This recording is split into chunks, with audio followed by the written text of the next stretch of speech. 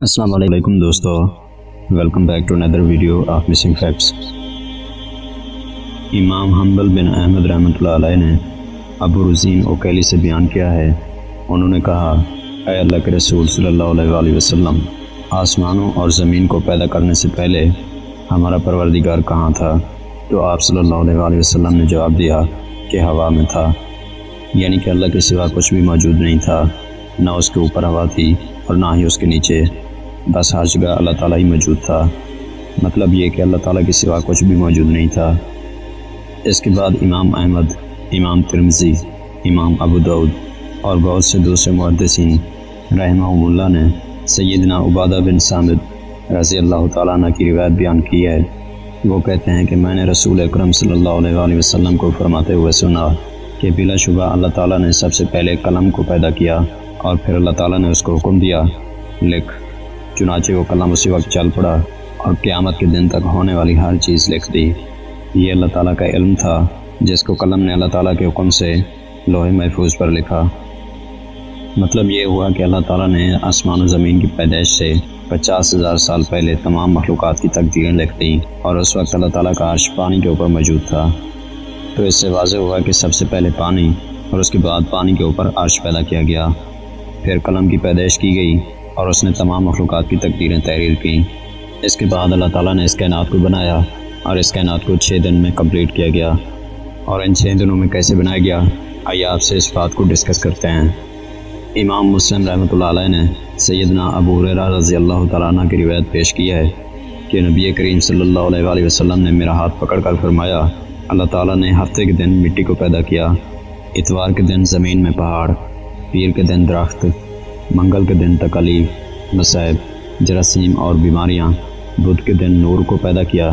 جمعرات کے دن زمین میں چوپایوں کو پھیلا دیا، اور تمام مخلوقات میں جمعے کے دن آخری گھڑیوں یعنی کہ عصر اور رات کے درمیان حضرت آدم علیہ السلام کو پیدا کیا۔ مطلب یہ کہ مخلوقات بنانے میں جن میں سب سے آخری مخلوق بنائی گئی وہ انسان تھا۔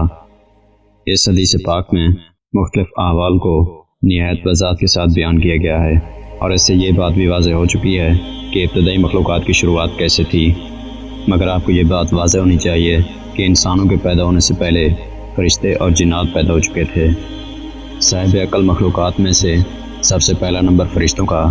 اس کے بعد جنات کا، اور اس کے بعد حضرت آدم علیہ السلام کو پیدا کیا گیا۔ پیارے دوستو، اس کے علاوہ کسی بھی دین کو نہ ماننے والے ایتھیسٹ جن کا یہ ماننا ہے کہ انسان کا پیدا ہونا اور مر جانا محض ایک اتفاق ہے، جیسے دنیا کے باقی جانور، پودے اور کائنات کی ہر چیز کر رہی ہے، بلکہ کئی غیر مسلمز بھی مسلمانوں کو گمراہ کرنے کے لیے ہمیشہ ان سے ایک سوال کرتے رہتے ہیں کہ اس کائنات کو پیدا کرنے سے پہلے جب کوئی بھی زندہ چیز موجود نہیں تھی تب تمہارا پروردگار کیا کر رہا تھا؟ اب لاجیکلی دیکھا جائے تو یہ انسانی دماغ کو گھما دینے والا سوال ہے، جس کا جواب نہ ملنے پر انسان خود سے اس کا جواب تلاش کرنے کی کوشش کرے گا، اور ایٹ دی اینڈ اس کا اللہ تعالیٰ پر یقین اور ایمان مسلسل کمزور ہونے لگے گا، کیونکہ اس کا دماغ اسے خود سے جواب بنا کر دے گا جو کہ اسے گمراہ کر سکتے ہیں۔ لیکن پیارے دوستو، اگر آسان الفاظ میں اس بات کو سمجھنے کی کوشش کریں تو ٹائم بذات خود اللہ تعالیٰ کی تخلیق ہے، بالکل ایسے ہی جیسے اللہ تعالیٰ نے موت کو پیدا کیا، اور اس کائنات کی ہر ایک چیز اللہ تعالیٰ کی تخلیق ہے، اور وہ اپنے پیدا کرنے والے کے حکم کے تابع ہے، کیونکہ ہر ایک چیز کی ایک حد مقرر کر دی گئی ہے جس حد کے پار سے کوئی بھی چیز نہیں جا سکتی، کیونکہ خالق اپنی تخلیق کا غلام کبھی بھی نہیں ہو سکتا۔ پیارے دوستو، ہماری اس دنیا میں دیکھنے سے یہ معلوم ہوتا ہے کہ اس دنیا کی ہر ایک مخلوق کے لیے ٹائم ایک جیسا گزر رہا ہے، لیکن آج کی ماڈرن سائنس یہ کہتی ہے کہ ایسا بالکل بھی نہیں ہے، بلکہ ٹائم ریلیٹیو ہے، یعنی کہ یہ دو لوگوں کے لیے بالکل الگ طرح سے کام کرتا ہے۔ آئنسٹائن کی تھیوری آف ریلیٹیوٹی کے مطابق ٹائم اور اسپیس کے درمیان ایک ریلیشن موجود ہے، کیونکہ اسپیس میں جانے پر وقت مختلف طریقوں سے بیہیو کرتا ہے۔ اب اس بات کو میں آپ کو ایک مثال کے ذریعے سمجھانے کی کوشش کرتا ہوں۔ فرض کریں کہ میں کسی جگہ پر پہنچنے کا ارادہ کرتا ہوں اور مجھے وہاں تک پہنچنے کے لیے 1 گھنٹے کا وقت درکار ہے، کیونکہ میں پیدل جا رہا ہوں، اور اگر اسی سفر کو میں ایک سائیکل پر طے کرنے کی کوشش کروں تو مجھے تقریباً 30 منٹ لگیں گے، اور اسی طرح سے اگر میں یہ سفر کسی گاڑی کے اندر طے کروں تو وقت میرے لیے مزید کم ہو جائے گا، یعنی کہ میں یہ سفر پیدل چلنے کی بنسبت بہت جلدی طے کر لوں گا۔ اسی طرح سے اگر میں یہ سفر جہاز پر طے کروں تو یہ سفر میرے لیے اور زیادہ کم ہو جائے گا، اور یہی سیکوینس اگر میں برقرار رکھوں تو دنیا کی سب سے تیز رفتار یعنی کہ سپیڈ آف لائٹ سے سفر کروں تو وقت میرے لیے مزید ایسا ہو جائے گا یعنی کہ نہ ہونے کے برابر ہو جائے گا.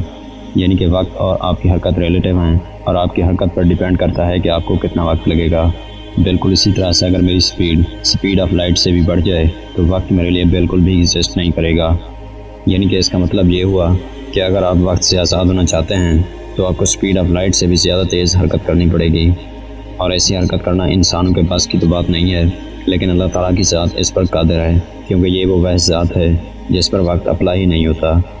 ہم صرف انسان وقت کو محسوس کرتے ہیں کیونکہ وقت نے ہم کو محدود کر دیا ہے. تو پھر سوال یہ پیدا ہوتا ہے کہ انسان اپنے اعمال کا حساب کب اور کیسے دیتا. اس لیے شروع سے لے کر آخر تک کے الفاظ صرف وقت کے لیے استعمال ہوتے ہیں، اور اللہ تعالیٰ کی ذات کا نہ ہی کوئی آغاز ہے اور نہ ہی اختتام، کیونکہ آغاز اور اختتام اس چیز کا ہوتا ہے جس کے لیے وقت موجود ہو اور جس چیز کے اوپر وقت اپلائی ہوتا ہو. لیکن یہاں پر تو اللہ تعالیٰ نے خود ہی وقت کو پیدا کیا ہے. سو لاجیکلی یہ سوال ہی غلط ہو جاتا ہے کہ اللہ تعالیٰ اس کائنات کو بنانے سے پہلے کیا کر رہا تھا. جب ہم وقت کو گزرتا ہوا محسوس کر رہے ہیں تو اس کا مطلب یہ ہوا کہ ہم ماضی سے پریزنٹ اور پریزنٹ سے مستقبل میں جا رہے ہیں. اگر ہر ایک موومنٹ کو ایک تصویر کی صورت میں جوڑا جائے اور بہت سارے ویڈیو کلپس کو آپس میں جوڑ دیا جائے تو یہ ایک چھوٹی یا بڑی ویڈیو بن جاتی ہے. اسی طرح کائنات کا ہر ایک لمحہ اور ہر ایک چیز اس ویڈیو کا ایک ایک حصہ ہے، اور ہماری یہ کائنات ایک پوری ویڈیو ہے. یعنی کہ آسان الفاظ میں اگر آپ کو سمجھانے کی کوشش کروں تو وقت کا آغاز اس کائنات کے آغاز سے ہی شروع ہوا، اور اس کائنات کے بننے سے پہلے ٹائم جیسی کوئی چیز ہی موجود نہیں تھی. یعنی کہ دنیا میں بھی ہم انسانوں کا وقت گزر رہا ہے، وہ پاسٹ کے اندر تبدیل تو ہو رہا ہے لیکن ختم نہیں ہو رہا. اور اسی طرح سے ہمارا فیوچر بھی موجود ہے. یعنی کہ ایسا سمجھ لیں کہ ہم ایک روڈ کے اوپر موجود ہیں اور روڈ کے جیسے حصے کو ہم کراس کر رہے ہیں وہ ہمارا ماضی ہو گیا، اور جو روڈ کا باقی حصہ رہتا ہے وہ ہمارا مستقبل ہوگا. اور کوئی اس روڈ کے اوپر موجود ہے جو ہماری ساری موومنٹ کو آبزرو کر رہا ہے، اور وہ ہے اللہ تعالیٰ کی ذات، کیونکہ اللہ تعالیٰ کی ذات کے لیے وقت موجود ہی نہیں ہے اور نہ ہی ایگزسٹ کرتا ہے. اور یہی وجہ ہے کہ اللہ تعالیٰ ہمارے ماضی، پریزنٹ اور ہمارے فیوچر تینوں سے واقف ہے. اب یقیناً بہت سے لوگوں کے ذہن میں یہ سوال پیدا ہو سکتا ہے کہ اگر اللہ تعالیٰ کی ذات کے لیے وقت موجود ہی نہیں ہے تو پھر اللہ تعالیٰ نے قرآن مجید کے اندر کئی جگہوں پر وقت کا ذکر دنوں اور سالوں میں کیوں کیا ہے. اور پھر سے آپ کو مثال دیتا ہوں کہ اللہ تعالیٰ نے اس کائنات کو 6 دنوں کے اندر پیدا کیا. اس کے علاوہ آپ اس بات کو بھی جانتے ہوں گے کہ جب کوئی کنسیپٹ آپ کسی کو کلیئر کرنے کی کوشش کرتے ہیں تو اگر اسے سمجھ نہ آ رہی ہو تو آپ اس کے ذہن کے مطابق اسے مثال دے کر سمجھانے کی کوشش کرتے ہیں.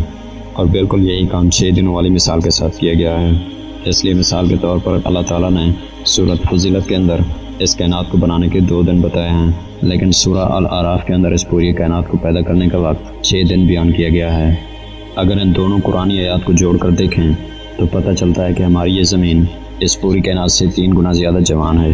یا پھر اگر یوں کہا جائے کہ ہماری یہ زمین اس پوری کائنات کا 3 گنا وقت گزرنے کے بعد بنی تو غلط نہ ہوگا، کیونکہ شروع میں نے آپ کو ایک حدیث کا حوالہ دیا تھا کہ جس میں اللہ تعالیٰ نے سب سے پہلے قلم کو پیدا کیا، اس کے بعد پانی کو، اور اس کے بعد اپنا عرش بنایا، اور پھر قلم نے لوح محفوظ پر سب کچھ لکھ دیا. اس کے بعد فرشتوں اور جنات کو پیدا کیا گیا، اور اس کے کہیں بعد انسانوں کو پیدا کیا گیا تھا. کیونکہ حالیہ سائنسی تحقیق ہمیں یہ بتاتی ہے کہ ہماری یہ پوری کائنات 13.4 بلین سال پہلے وجود میں آئی، لیکن ہماری زمین کو بنے ہوئے تقریباً 4.5 بلین سال ہوئے ہیں. آپ کو بتاتا چلوں کہ سائنٹسٹ اس سے پہلے یہ مانتے تھے کہ ہماری یہ کائنات تقریباً 30 ملین سال پرانی ہے، لیکن زمین کے اندرونی تہہ جسے ہم مینٹل کہتے ہیں، اس سے ملنے والے نمونوں کے جب ٹیسٹ کیے گئے تو ہمیں یہ معلوم ہوا کہ ہم انسان کس قدر غلط تھے، کیونکہ ہماری ارتھ کی تقریباً ایکچوئل عمر 4.5 بلین سال ہی بنتی ہے. لیکن آج سے 1400 سال پہلے نازل ہونے والی کتاب قرآن مجید میں اس کائنات کے پیدا ہونے کے بارے میں بیان کر دیا گیا کہ ہماری یہ زمین اس پوری کائنات کی عمر سے تقریباً 3 گنا چھوٹی ہے، یعنی کہ اس پوری کائنات کا 3 گنا وقت گزرنے کے بعد بنی.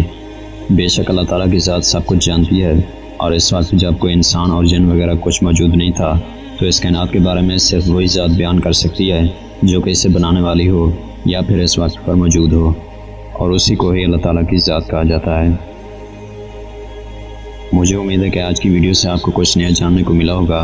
اور آج کی یہ ویڈیو آپ کو پسند آئی ہوگی. ویڈیو پسند آئے تو اسے لائک کرتے ہوئے اپنے دوستوں کے ساتھ ضرور شیئر کیجیے گا، اور مزید اسی طرح کی ویڈیوز دیکھنے کے لیے اس چینل کو ضرور سبسکرائب کر لیجیے گا. اب میں ملوں گا آپ سے اسی طرح کی ایک اور انٹرسٹنگ ویڈیو میں. تب تک کے لیے اپنا اور اپنے پیاروں کا بہت سارا خیال رکھیے گا. Thanks for watching this video. Allah Hafiz.